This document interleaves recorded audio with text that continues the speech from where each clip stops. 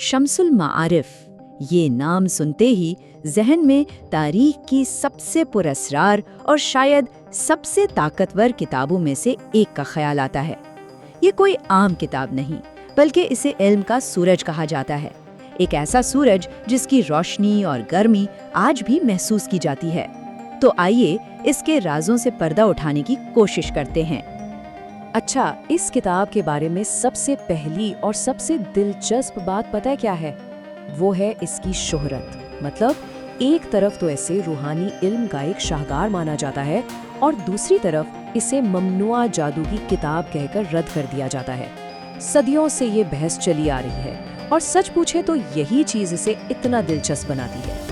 तो हमारा मकसद यहाँ सिर्फ सनसनीखेज किस्से कहानियाँ सुनाना नहीं है, बल्कि हम कोशिश करेंगे कि इन तमाम अफसानों और कहानियों के पीछे जो एक गहरा निज़ाम छुपा है ना, उसे समझें। वो कायनाती उसूल जिन पर ये पूरी किताब खड़ी है। जाहिर है इतनी बड़ी किताब के पीछे कोई बड़ा जहन ही हो सकता है। तो आइए सबसे पहले इस किताब के मुसन्निफ अहमद अल-बूनी और उनके इस शाहकार को जानते हैं। अहमद अल-बूनी, इनको सिर्फ एक जादूगर समझना बहुत बड़ी गलती होगी। वो अपने वक्त के एक बहुत बड़े सूफी आलिम और बातनी इल्म के माहिर थे। असल में उन्होंने सदियों से बिखरे हुए इल्म को इकट्ठा करके एक मुकम्मल निज़ाम की शक्ल दी। तो उनका काम सिर्फ कुछ टेक्निकों का मजमुआ नहीं, बल्कि ये एक पूरा फ़लसफ़ा है, एक कायनाती नज़रिया है जिसकी जड़ें इस्लामी तसव्वुफ़ में बहुत गहरी हैं। और ये किताब, अरे ये कोई छोटी मोटी किताब नहीं है, ये तो एक एनसाइक्लोपीडिया है। इसमें क्या कुछ नहीं मिलता।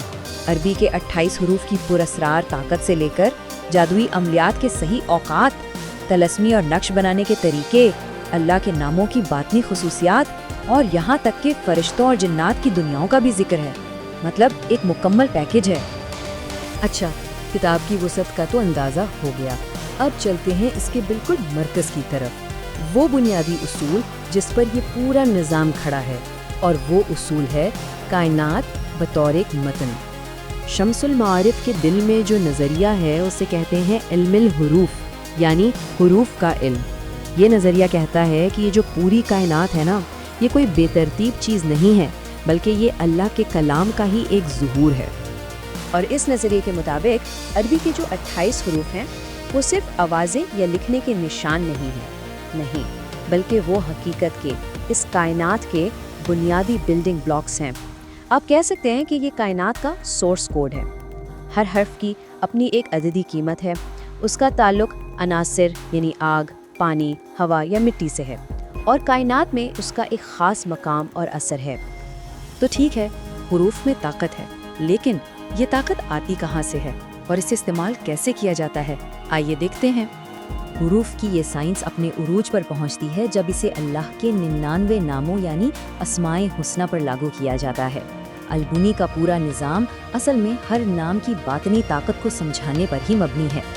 इसको ऐसे समझें कि हर नाम एक रूहानी इंजन की तरह है। ये खुदा की एक ख़ास सिफत को, जैसे रहमत या इल्म या ताकत को एक्टिव करने की चाबी है। तो जब कोई आमिल इन नामों की अददी और हरूफी साख्त को समझ लेता है, तो वो उस ख़ास खुदाई तवानाई को एक मकसद के लिए इस्तेमाल कर सकता है। तो ये तो हो गई थियोरी। अब सवाल ये है कि इस ताकत को अमली तौर पर इस्तेमाल कैसे किया जाता है। चलें अल-बूनी के सिस्टम के कुछ अमली टूल्स देखते हैं। इस टेक्नोलॉजी का जो सबसे बुनियादी आला है वो है वफ़्क़, यानी जादुई मुरब्बा या मैजिक स्क्वायर। अब देखने में तो ये सिर्फ नंबरों का एक खेल लगता है, लेकिन इसकी असल हकीकत यह है कि ये आसमानी हमआहंगी और कायनाती तवाज़ुन का एक छोटा सा मॉडल है। इन मुरब्बों की खूबसूरती देखें। इनमें नंबरों को इस तरह से सेट किया जाता है कि आप किसी भी कतार, किसी भी कॉलम या तिरछी लाइन के नंबरों को जमा करें, जवाब हमेशा एक ही आएगा। यही वो कामिल तवाज़ुन है जो इसके पीछे छुपी रूहानी तवानाई को एक जगह इकट्ठा करता है और इसे काबिल इस्तेमाल बनाता है। लेकिन सवाल ये है कि क्या ये मुरब्बा खुद ही सब कुछ है या ये किसी बड़ी चीज़ का हिस्सा है? तो जवाब ये है कि वफ़्क़ असल में एक बड़े और ज़्यादा पेचीदा आले का हिस्सा है जिसे हम तिलिस्म कहते हैं। ये तिलिस्म कोई सजावट की चीज़ें नहीं हैं, बल्कि बहुत एहतियात से बनाए गए रूहानी औजार हैं। ان میں جادوئی مربے کے ساتھ اللہ کے نام، قرآن کی آیتیں اور سیاروں کی علامتوں کو ایک خاص نجومی وقت پر اکٹھا کیا جاتا ہے تاکہ کائناتی توانائیوں کو کسی ایک مقصد کے لیے مرکوز کیا جا سکے۔ اچھا، ان عملی آلات کے علاوہ کتاب میں ایک اور بھی گہرا اور پیچیدہ نظام ہے جسے علم المیزان کہا جاتا ہے، یعنی توازن کا علم۔ یہ علم المیزان ایک طرح کی روحانی کیمسٹری ہے۔ یہاں ناموں اور الفاظ کو ان کے بنیادی عنصری حروف کی بنیاد پر تولا جاتا ہے۔ کسی بھی عمل کی کامیابی کے لیے عامل کو اپنے نام کی عنصری ساخت اور اپنے مقصد کے نام کی ساخت کے درمیان ایک پرفیکٹ بیلنس قائم کرنا پڑتا ہے۔ یہ اصل میں کائنات کی بنیادی قوتوں کے ساتھ ہم آہنگی پیدا کرنے کا علم ہے۔ اب تک ہم نے یہ تو دیکھ لیا کہ یہ سسٹم کیا ہے اور کیسے کام کرتا ہے، لیکن سب سے بڑا اور سب سے اہم سوال یہ ہے کہ اسے کون استعمال کر سکتا ہے اور کیوں؟ دیکھیں، البونی کے نزدیک یہ علم ہر ایک کے لیے نہیں ہے۔ وہ بالکل واضح طور پر کہتے ہیں کہ اس علم کو حاصل کرنے کے لیے صرف تکنیکی مہارت کافی نہیں، بلکہ ایک خاص روحانی کیفیت اور پاکیزگی ضروری ہے۔ یہاں عامل کوئی جادوگر نہیں ہے جو اپنی ذات کے لیے طاقت ڈھونڈ رہا ہو، بلکہ وہ ایک سالک ہے، ایک مسافر ہے جو اللہ کا قرب چاہتا ہے۔ اسی لیے اس علم کو استعمال کرنے سے پہلے عامل پر کچھ سخت روحانی شرائط لاگو ہوتی ہیں، جیسے کہ پاکیزگی کا خیال رکھنا، روزہ رکھنا، نماز پڑھنا اور اللہ کے ناموں کا ورد کرنا۔ اصل مقصد اپنی روح کو پاک کرنا ہے تاکہ وہ اس خدائی طاقت کے لیے ایک صاف برتن بن سکے۔ یہ موازنہ اس فرق کو بالکل واضح کر دیتا ہے۔